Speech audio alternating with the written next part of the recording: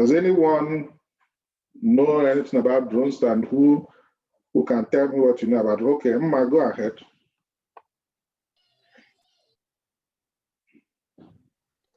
Drugs can be plants or medicine that people use to either make themselves go whack. Drones, drones, drones, drones. Drones they can be toys or things that you use to take pictures, and you can fly them, and they can be used to collect data. And sometimes people use them to spy on other people, like thieves can use them. Okay, so you're right. So these drones are, some people call it a robot as well, but they are flying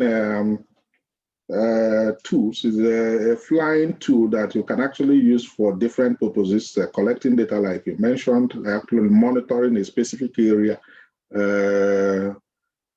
and even for delivery of items, as we'll see in some of the examples that we'll run through shortly. So I think I will just probably talk about digital twins, and then we'll move on. In the examples, we'll be talking about a lot of this. So digital twins is a new technology that allows you, or that allows for the creation of a digital version of any physical object. So for instance, I can, through the use of that technology, create a digital version of say, my car, for instance. I create a digital version of it. I mean, the question is, why would I want to do that? Now, you apply digital twin technology, as we'll see in the examples, in situations where you want to simulate certain scenarios and see what happens if those conditions, if certain conditions happen. So, for instance, if I take the my car example, so I can say, let me test my car. Probably the speedometer is say 200, the highest they can run, the fastest they can run. And I say, I've never driven this car beyond 100 or 120 kilometers per hour, but the speedometer is telling me you can actually drive it at maybe 260 kilometers per hour. So I say, okay, let me even try and see what will happen if I drive this to 260. So, but I can't drive it to 260 within the environment that we are. And for a number of reasons. One is that I'll be breaking the law. Two is that I will also be putting myself at risk. I don't know what will happen. The car can get burnt. The tires can explode. And I will get into an accident that I will probably lose my life. So I cannot use my real car to do that test. And if anything goes wrong and I lose the car, I could have lost the money. So I don't also want to lose my money. So the easiest and simplest way, the safest way for me to do the check to find out what happens when you actually drive this car at 260, which the manufacturer said you can, is to create a digital twin of that car that has all the properties that the original car has. And I can now simulate on that digital twin driving that car at the speed of 260 kilometers per hour and watching the digital version, what happens to it. So if it goes in flames, then I'll know that, if I had gone to my original car, my actual car to do this, it would have just gone in flames. If the tires will burst, it will show you in that simulation that the tires will burst. So you would use that as a way of actually finding out, conducting tests. So car manufacturing companies or other manufacturing companies will use this actually to conduct tests before they announce the performance expectations from the vehicles that they roll out to customers. So, and in the oil and gas industry, there are also a lot of applications of the digital twins as a way of proactively, finding out issues or faults within the gigantic plants or sections of the plants where we process crude or we process gas into the liquefied natural gas. Yes. So, but we will run through some of these examples and you'll see it. I think because we seem to be running a bit out of time, so I think I would move faster now. So we would now move into just going through the various examples which I've listed here. You will see the example around online businesses, consumer retailing, the drone examples in the pipeline monitoring and delivery of products to home, digital twins examples around car and refinery tests, which I've even talked about now. Digital twins and machine language examples around concurrent presence at multiple events is a hologram example.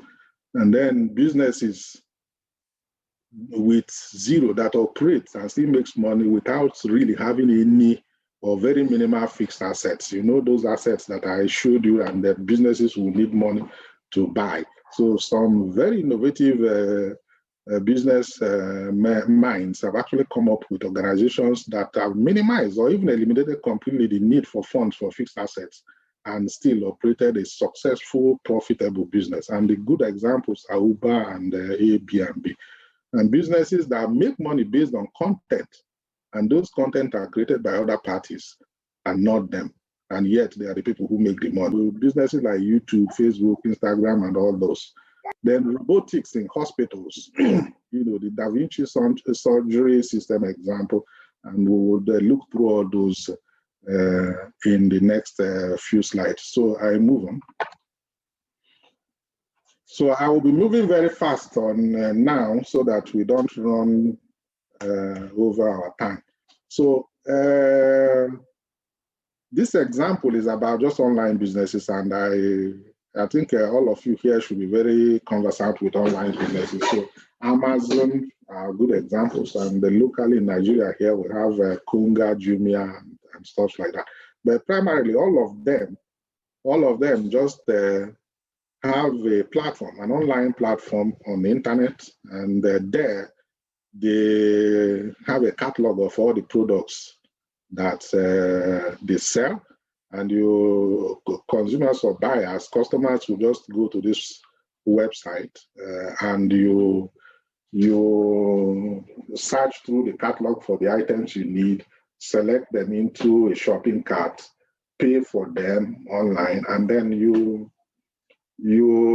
specify your delivery address where those items will be sent to, and those things are here. And again, for the online businesses that already have global reach, you find that they deliver even almost across the globe. I mean, Amazon is a good example. At least I've bought a lot of things in Nigeria here from Amazon, and it was delivered successfully. So I didn't have issues getting it. And it ranged from small items like books to big items like a sewing machine. And I received them, So, so this is a well-developed business that I think all of you should know. But the technologies of today, all these technologies that we've mentioned here, would also be radically improving the way these online business operate in the next couple of decades within this 21st century. And it is an area that we look at, for instance, in the delivery space, the way these items are delivered now will change drastically because of the application of things like drones, and also as the transportation industry evolve over this century, we will see very innovative means of transportation that could also see some application in the online businesses, especially from the delivery perspective. So this is about examples around the consumer retailing, like ShopRite kind of example that is physical. And what I just tried to highlight here, ShopRite, I think a lot of us here, particularly those who are living outside, I think even those who are living outside should also know about ShopRite. It's a South African organization that is operating heavily in Nigeria as well. So, so almost every city, every major city in Nigeria has a number of ShopRite locations within the city. So what usually happens is that you go to ShopRite when you have checked and you notice that some of your grocery items are depleted, or you don't have enough anymore, the stock has gone down, and then you go to ShopRite to purchase those items in order to replenish your stock at home. You know, that's what usually happens. So, but can you imagine in the future, if in your fridge you have an Internet of Things gadget that is fixed in the fridge that is able to take stock of all the things that you have in your fridge. And also you have such Internet of Things device, gadget, that is put in your freezers and in your in your storerooms, that is also able to take stock of all the items that you have in your storeroom and all the items that you have in your freezer. And they are able to know, those IoT devices, they are able to know when your items in the fridge, they are getting below certain threshold value, and is able to actually advise you that, you're running short of this and you should probably consider going to restock. And they can also tell you even the backup, because you will have some items in the storeroom which you intend that when for instance, milk, you can buy milk in cartons and you bring the packs from the carton and put in your fridge, and you put maybe one or two cartons in the stock that you'll be bringing as the ones you put in the fridge is exhausted. So now it can tell you that, look, yes, the one you have in the fridge, you have only one pack left, but I know you have two more cartons in the storeroom. So, but just watch it. Indeed, by this consumption rate, by so time, you're likely to run out of milk completely in the house. So just imagine that sort of scenario. So, and you can even take it further to say, can you imagine a situation where these IoTs, because they have the capabilities that is in your fridge, in your freezer, in your storeroom, will even have the capability to order for these items directly from the shop of the grocery shops of your preference, of your choice, which you would have told it, look, anytime I want to buy these items, I would like to buy it from that shop or from that shop. And even for this item, these are the brands that I actually prefer. So the IoT devices can monitor the stock level of those items in your fridge, in your storeroom, in your freezers, and once it goes below a certain threshold value, it can automatically place an order to ShopRite to say, can you please order and deliver these items for me for restocking? So imagine, this is the direction consumer retailing will go in this our century. And the ShopRite of today doesn't do this, but the ShopRite of tomorrow will certainly have the capacity to take that order from the IoT devices from various homes and package the delivery, because that IoT device, those IoT devices will have the capacity to pay, because they will also be funded. You would have funded them. So they will have a mechanism for funding them, just like your cards of today. POS cards of today, So they have a mechanism for forest. So those IoT devices will pay for the items that he has ordered from ShopRite. And because ShopRite has received the orders and received the payment, they would package those products and send it back to the customer through delivery mechanisms like drones or the advancements that we will see in the transportation industry. And these items will come back. How do you see that some device will bring it to your home and inform you that the device is here, the products you ordered are here for you. And you just go out and pick it and come and restock your fridge. So this is the direction things will be going. And all the technologies that will enable this sort of business operation, they are all there today. It's just the nitty-gritty details that are being worked on that will enable this thing to operate smoothly without causing any chaos or any unintended disruptions. So,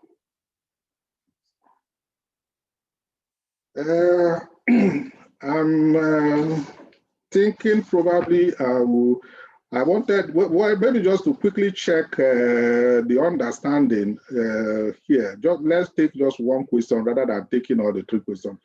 Can someone just state one other way that shopping in ShopRite could be advanced with technologies before the end of the 21st century?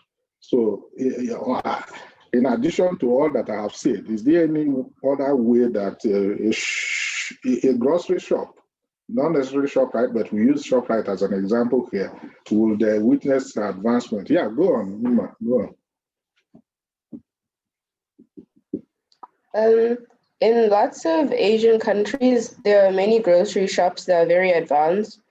Like they have appliances in there that you can use to cook your meals and things like that. And it's not very advanced for a lot of shops here. So maybe they could follow the example that other shops are using in Asian countries such as South Korea and China and Japan, because those countries are very advanced in technology. Yeah, so sorry, I didn't get the point you made about cooking. Can you replay that again? So in lots of countries there, you can buy meals there and prepare them like in the shop. Oh yeah.